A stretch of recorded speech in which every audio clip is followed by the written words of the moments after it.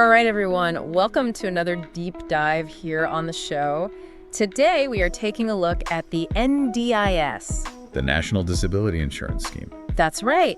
And specifically, we're using the NDIS Participant Reference Guide to give us the information? Yeah, to guide our deep dives today. We're basically using it as our source material. Yeah, it's like our little roadmap. Exactly. It's a roadmap. It can be a pretty daunting process or system, I should say, to navigate. So we thought, hey, why don't we just use their guide and unpack it for everyone? Exactly. Let's simplify it. Yeah, cut through the jargon. Yeah, and pull out the good stuff, some of the things that people might overlook. Yes, like did you know you can get funding for assistive tech? Or change providers if you're not happy. There's so much good stuff in here. I'm already excited to dive in. Now, I think it's safe to assume most of our listeners are pretty familiar with the basics of NDIS eligibility. You know, age, residency, having a disability that impacts daily life. But have you come across any cases in the guide, any stories that maybe challenge those assumptions or highlight those less obvious situations? Definitely. One that comes to mind is this young man with a learning disability. Okay. And he thought because it wasn't a physical disability, he wouldn't qualify. Oh, interesting. But the NDIS recognizes that disabilities impact people in different ways. And in his case, it was affecting his ability to work and to live independently. And through the NDIS, he got access to educational resources, job training. Really changed his life. Wow, so it's not just about the label, it's about the actual impact. The impact, exactly. Yeah. Okay, so let's say you've been assessed, you're in the system. Congrats. But then comes the question of plan management. Self-managed, plan-managed, NDIA managed. Three options. Big decisions. Self-managed sounds appealing. Total control. Yeah, you're the boss. But has the guide shown you any instances where that might not be the best fit for someone? Oh, definitely. It can be overwhelming. One story that stuck with me was a participant who really struggled with the administrative side of things. Oh yeah, the paperwork, the invoices. Exactly. And for them, it just became too much. The stress wasn't worth it. Makes sense. Not everyone's an accountant.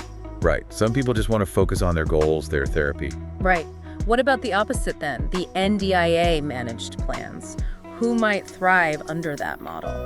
Well, the guide gives an example of someone with communication difficulties who found the thought of managing their own funds very daunting. Understandable. With an NDIA managed plan, they could just focus on their therapy without that added pressure. Okay, so it's really about finding that sweet spot, the right balance of control and support, right? Exactly. All right. Now for the million-dollar question. What will your NDIS plan actually cover? Well, the key is reasonable and necessary. And we hear that a lot. We do. The supports have to relate to your disability and those goals we were talking about. Okay. But this is where the guide gets really interesting. Did you know it can fund modifications to your vehicle? To your car? Yeah. Like if your disability makes it difficult to drive a standard car, they can help with adaptations. Wow, I had no idea. That could be life-changing. Right. And there's some cool assistive technology examples too. The guide talks about this girl with a visual impairment who got funding for a braille display for her computer.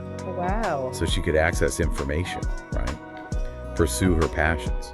It's amazing what technology can do these days and how the NDIS can help people access it. It's really incredible. Now, let's be real, there have been some NDIS updates that haven't exactly been met with cheers. I'm talking about those funding changes, specifically excluding certain alternative therapies. Some folks are saying it's gone too far. Yeah, it's definitely sparked debate. Big time. So how does the guide address that? Well, on one hand, the NDIS has to be responsible with funding, making sure it goes to supports that have a proven impact. But on the other hand, people's needs and preferences are diverse. Right, so what works for one person might not for another. Exactly. And those therapies, even if they're not scientifically proven, might be really valuable to some people for their well-being. It's a tough balancing act for sure. But I think the takeaway is stay informed about these changes so you can advocate for yourself. Knowledge is power, especially with a system like this. That's a great point. And speaking of navigating the system, let's talk about rights. The guide really stresses the importance of choice. Yes, you have rights. Especially with choosing your providers. But realistically, how easy is it to switch if things aren't working out? You absolutely have the right to change, and the NDIS encourages it. Okay, good. But the guide does acknowledge it can be tricky. Provider availability, the complexity of your needs, it can be a bit of a maze. So it's not always a smooth process. Not always. having a strong support network or a support coordinator can be a huge help. Yeah, someone to guide you through it all. So if you're new to all this, the thought of finding providers can be a bit much, right? What advice does the guide offer? Well, the NDIS Provider Finder on the MyGov website is a good start. You can search by location, by the type of support you need. Okay, so it's like a directory. Exactly. But don't underestimate word of mouth. Talking to other people. Yeah. Other participants, your support network, they often have the best insights. That makes sense. Okay, we've mentioned support coordination a few times now. Let's break it down. What exactly does a support coordinator do? Think of them as your NDIS Sherpa. They help you understand your plan, connect with providers, even advocate for you if there are issues. Wow, that's a lot. They're like a personal NDIS assistant. Exactly. They can be so valuable, especially for people new to the system. Makes sense. Not everyone qualifies for this though, right? Right. Talk to your NDIS planner. They can assess your situation. This has been so helpful already. We've covered eligibility, plan management, those hidden funding gems. We even touched on choice and support coordination. A lot of ground covered. But we're not done yet. We're going to take a quick break, and then we'll be back to tackle those specialized NDIS supports. Stay tuned. The really exciting stuff.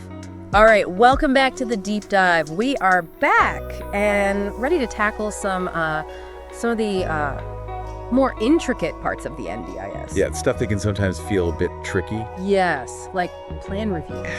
Plan reviews. Do you ever feel like it's like a kind of like a performance review? Like they're judging you. Yeah, like, am I doing this right? Am I using my funding properly? I know what you mean.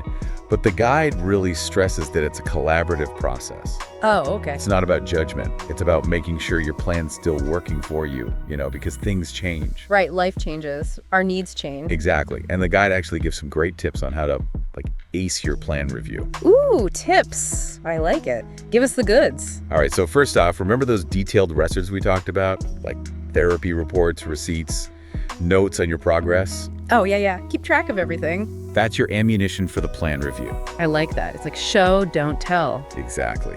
And then be ready to talk about your goals. Where do you see yourself in a year, 2 years? How can the NDIS help you get there? So they can tailor the plan, yeah. Exactly. Be clear, be prepared. And be confident. Okay, now let's talk about those times when things don't go quite as planned. Appeals. What if the NDIS says no to a support you really believe you need? I know, it can be so frustrating. You've got your hopes up. Totally. What does the guide say about that? Well, it's very clear on this. You have the right to appeal. Okay, good. You're not alone. There's a process. It's all about fairness. Usually starts with an internal review. Okay, so they look at it again. Exactly. It's a chance to present your case again, maybe with new info or a better explanation of why you need that support. Right, so don't give up at the first hurdle. Nope. And if that doesn't work, you can go to the AAT, the Administrative Appeals Tribunal. Ooh, the AAT. That sounds serious. It is, but it's designed to be impartial. They look at the evidence, make a decision based on the facts. Okay, so it's not like the NDIS automatically wins. Yep, it's a level playing field. That's good to know. But going through all of that must be intimidating for some people. It can be, but there's help. Advocacy groups, legal aid, even support coordinators can help you navigate the AAT. So it's about knowing your rights, but also knowing you don't have to go it alone. Exactly. Support is out there. Now, I imagine some people listening might be thinking, okay, this all sounds great, but the NDIS website, the portal, the app, it can be a lot. Tech overload. Yeah. Does the guide address that at all? It does. It actually encourages people to reach out for help. Your NDIS planner can walk you through things. Okay, so they're there to help. Yep.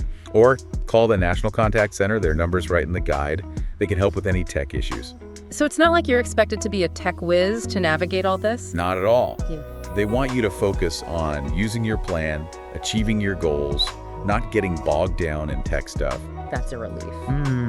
Okay, so we've talked a lot about individual needs, but the NDIS also recognizes that sometimes people need more specialized supports, right? Absolutely. We're talking supported independent living, specialist disability accommodation, really tailored supports. That's where we're headed next. These specialized supports deserve their own deep dive, so stay tuned. We'll be right back to explore them.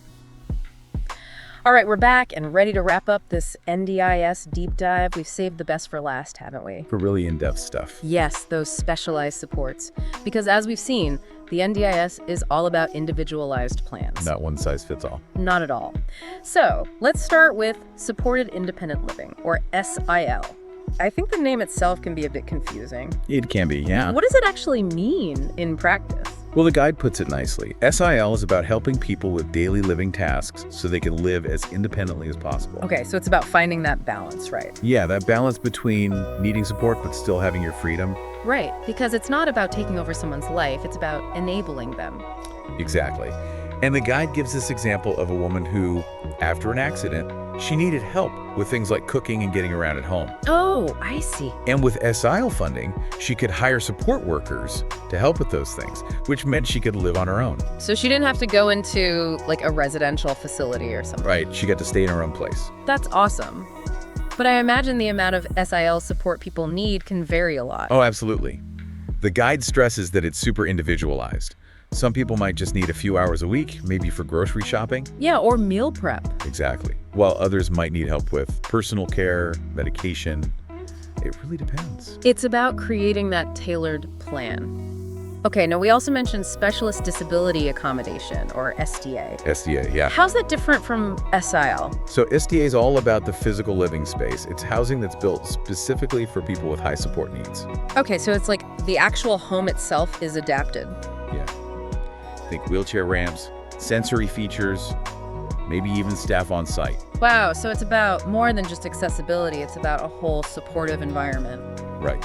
The guide talks about this guy with autism who's living in a regular apartment, and he just felt overwhelmed all the time, sensory overload. I can imagine. But when he moved into SDA housing that was designed for his needs, it was like night and day. He could actually relax. Exactly. His well-being just improved dramatically. That's powerful. It shows how important the right environment is. It makes all the difference. Okay, and then there are behavior support plans.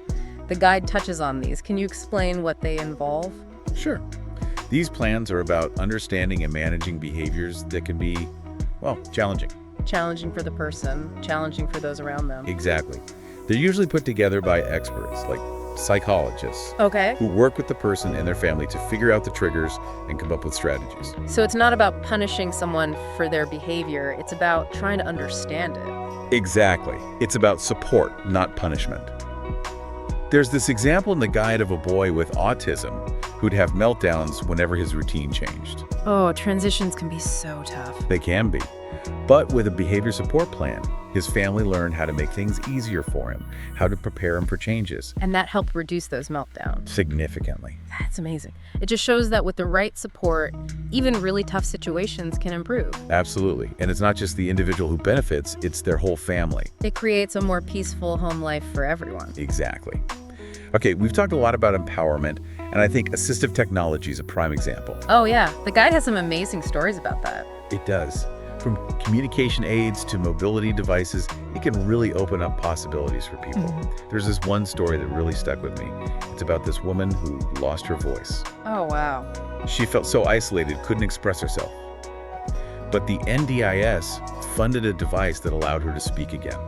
Like a speech-generating device. Yeah. And with that, she could talk to her loved ones. She even went back to work. That's incredible. It's like technology gave her voice back. It did. And it shows how the NDIS is about so much more than just basic needs. It's about helping people live full lives. Wow. This has been quite the journey. We've gone from eligibility and plan management all the way to these specialized supports. We've covered a lot.